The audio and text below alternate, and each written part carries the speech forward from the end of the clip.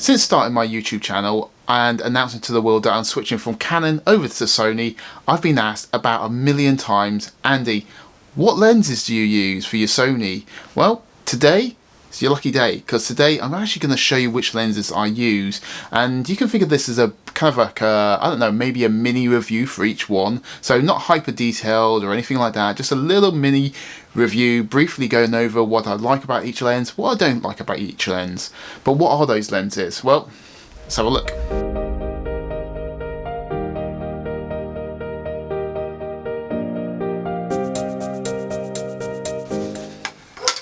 My God, I'll try not to drop any of these. Let's do this differently. So 28 f2, amazing lens. 55 1.8, amazing lens. All these lenses are amazing actually. Lastly, the 85 1.8, all incredible lenses. But are they perfect? Well, not quite, but they are pretty damn good, especially for the money you're paying for each of these lenses. So let's start with the 28 f2. This is probably my first lens that I bought for the Sony system. I bought it back when I was still using the A6000, which I've still got, but I don't use that much. I must get around to doing that. But regardless, this is a brilliant lens. It will work on the APS-C center. It comes out like a 42mm or something close to that. Brilliant lens, very sharp. It's got no weather sealing or anything like that on the body of the lens. It feels very, very light, which I really like actually. Faster focus, good depth of field, etc, etc. Some of the negatives I potentially don't like about this lens, I don't like the metal kind of focusing ring. I find they scratch really easily, but otherwise, body-wise, very, very good. It's made of some sort of, I don't know, aluminium or some sort of alloy. I don't know. It's nice and light. You can see in there, yeah, no scratches or anything like that. It's pretty well made. In the UK, it's going to set you back about 300 quid. So an f2 lens for 300 quid that focuses well, very sharp. What's not to like? Well, there is one thing not to like on this lens. It's the distortion on this is probably one of the worst lenses I've ever used for distortion. It's really bad at times actually, especially the closer you get to your subject, the more everything's just going to distort. It's a really simple fix actually in Lightroom. It takes only a couple of clicks. I've actually set up my own profile just for this particular lens. So one click, I'm sorted, and I can just apply that basically preset to all my shots that I've taken with this lens. So within a couple of clicks, I've sorted out like let's say 500 images. Bosh, just like that.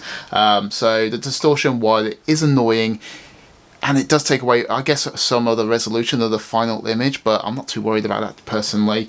So it's a minor little thing, but again, you're paying 300 quid for this lens. I can put up with a little bit of distortion. Will I look at upgrading this lens to something else, maybe like a 35mm 1.4?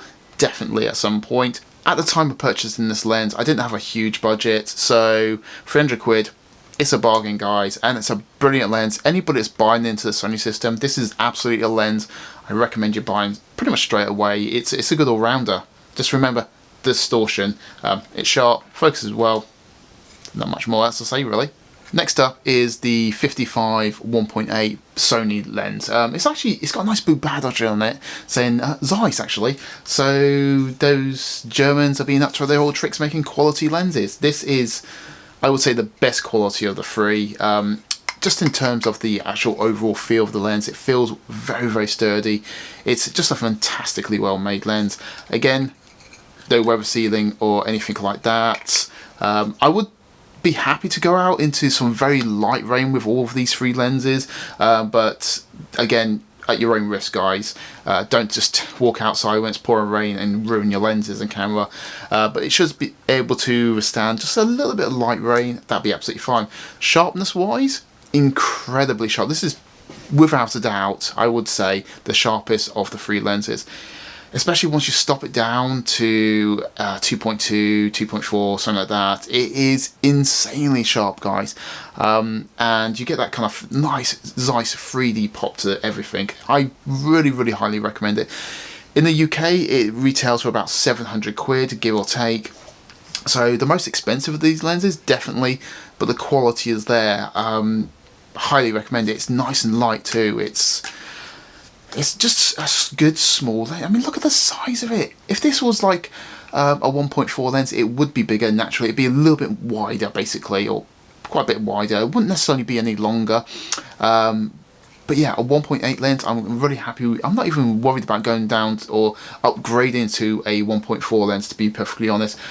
This is the only lens I need. I'm not going to upgrade it. It's so good. It's a keeper. It's an absolute keeper. Definitely, if you're going to buy into the Sony brand and you want primes, this is the one you buy. It's good. Lastly, we've got the 85 1.8 from Sony. Now, this lens is somewhat of a G Master killer. It's not a complete killer, don't get me wrong. The weather sealing on the G Master is going to be far superior, and this one hasn't technically got any weather sealing either. Again, light rain, very light rain, you should be absolutely fine for very short periods of time, so don't risk it. But otherwise, sharpness wise, bokeh, just overall image quality is going to be very similar to the G Master. I've never used the G Master, but from everything I've seen online, they look so similar, guys, that I'm not really sure why you're paying the extra money, apart from obviously the weather sealing. Yeah, it's a brilliant lens.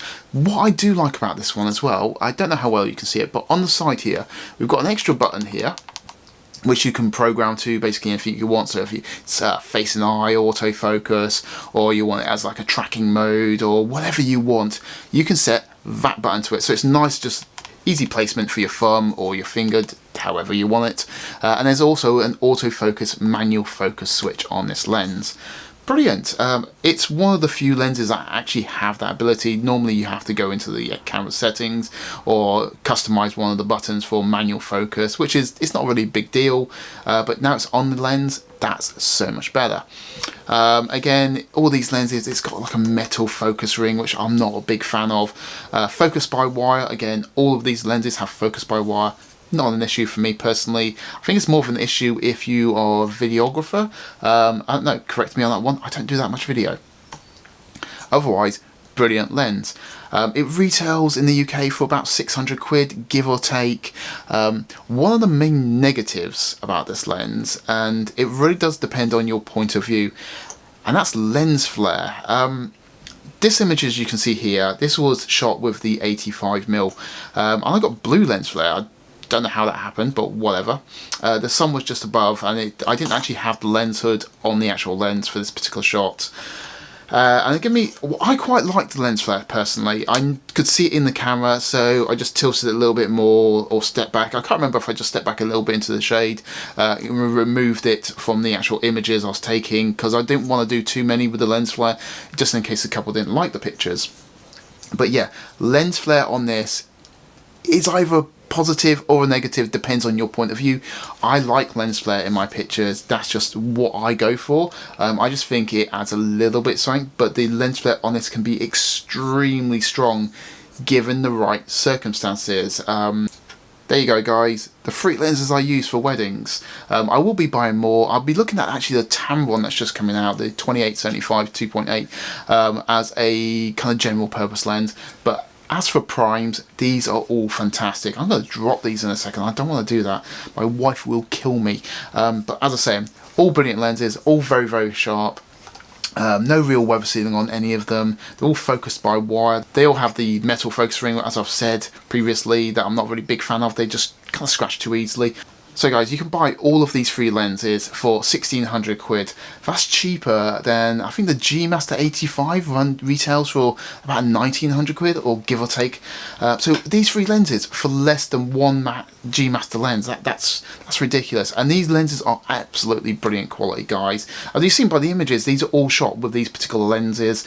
I'm very happy with them. Yes, the 28 has got distortion, fine, fair enough, a simple fix. The 85's got the lens flare, fine. As long as you know about it, you can just work around it, don't worry about it.